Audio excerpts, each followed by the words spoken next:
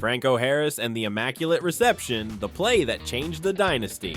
December 23, 1972, Three Rivers Stadium in Pittsburgh. 22 seconds left on the clock. The Pittsburgh Steelers trailing the Oakland Raiders 7-6 in an AFC divisional playoff game. For 40 years, the Steelers had been the NFL's most consistent losers, a franchise that had never won a single playoff game in its entire history. What happened in those final 22 seconds would change everything. To understand the magnitude of that moment, you need to understand what the Pittsburgh Steelers were before it. Since their founding in 1933, the Steelers had compiled one of the worst records in professional sports. In their first 40 years, they'd had exactly 8 winning seasons, but none that led to postseason success. While dynasties were built in Green Bay and Dallas, the Steelers played in front of half-empty stadiums, an afterthought in their own city. Pittsburgh was a steel town watching its industry waver, a working-class city desperately needing something to believe in. Then came 1969 and Chuck Noll. The new head coach was methodical, obsessed with building through the draft. In 1970, he selected Terry Bradshaw with the first overall pick.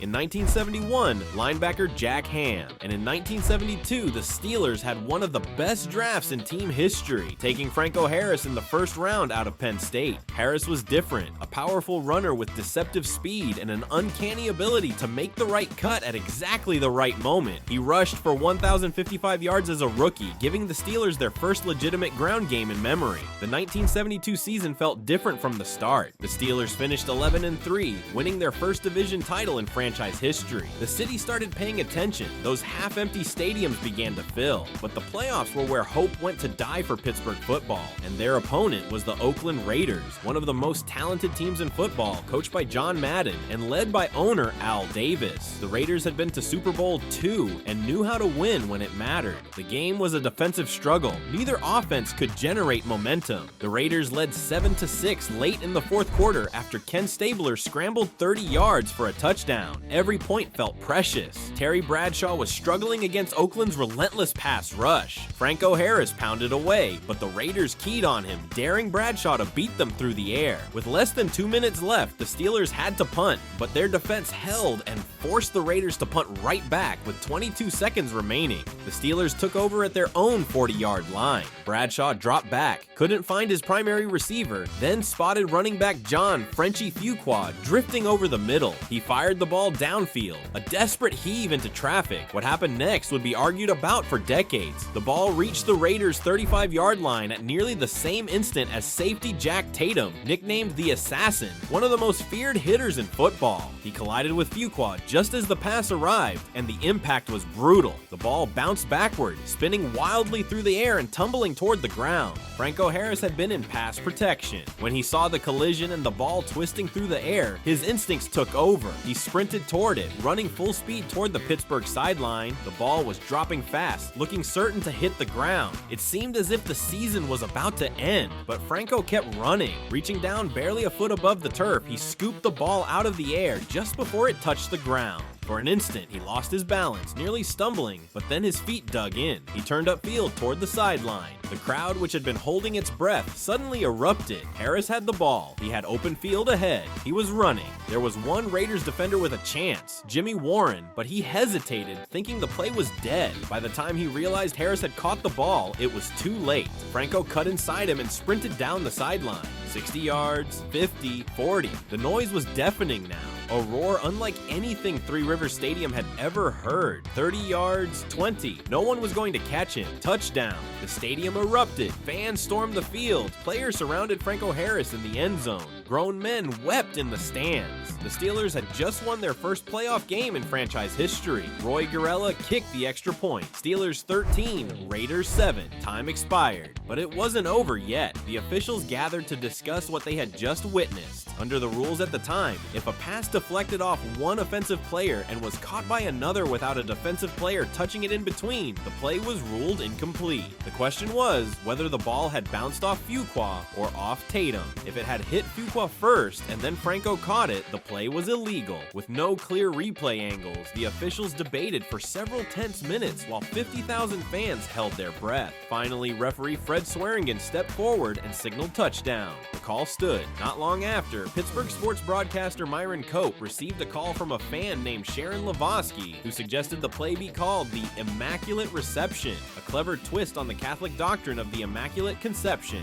The name stuck immediately because it captured the miracle-like timing and sheer improbability of what had just happened. The impact was enormous. The Steelers, a team that had been doubted for decades, suddenly believed. They lost to the undefeated Miami Dolphins the following week in the AFC Championship, but something fundamental had changed. The culture had shifted. They weren't losers anymore. They were contenders. Franco Harris became an instant legend. The rookie who had been impressive all season was now the man responsible for the most iconic play in NFL history. More importantly, he became the heart of the Steelers' offense, the steady force who rose to the occasion when it mattered most. The following seasons confirmed it. In 1974, the Steelers won their first Super Bowl, defeating the Minnesota Vikings. Franco Harris rushed for 158 yards in that game and earned the Super Bowl IX MVP award. They won again in 1975, 1978, and 1979. 4 Super Bowl championships in 6 years. The Steelers were no longer the underdogs. They had become a dynasty, the team of the decade, and perhaps the greatest franchise in football, and all of it could be traced back to that December afternoon in 1972. Without the Immaculate Reception, the Steelers would have lost to Oakland. The momentum might never have started. The confidence might never have grown. Maybe they still would have become great one day, but maybe not. Perhaps Coach Chuck Noll would have been fired. Perhaps Terry Bradshaw would have been traded. Maybe the team would have fallen apart before it ever had a chance to come together. Sports history is full of moments like that, turning points where everything hangs in the balance. For the Raiders, the Immaculate Reception became their haunting memory, the loss that lingered for years.